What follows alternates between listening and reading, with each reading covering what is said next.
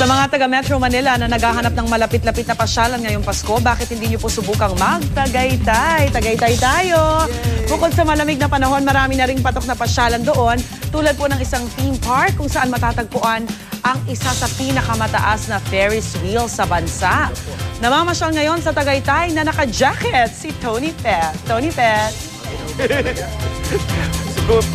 Sabi nila yung pack na pack, push na push. Ito, pack na pack, pack kamura. trying to be witty. So push your way to Tagaytay. Ang lamig dito, ang lakas maka-states. Rhea, ito ang kanilang amusement park. Talaga namang, ipagmamalaki mo.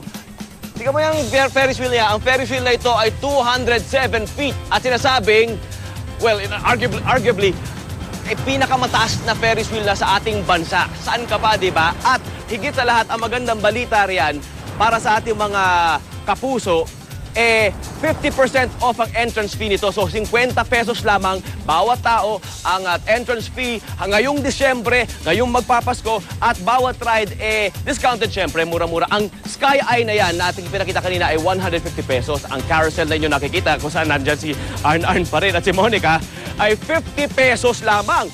Ang ating Super Viking, itong nasa likod, yan yung parang malaking parang yung ship na yan, yung boat na yan na left and right, at palakas ang palakas, di ba?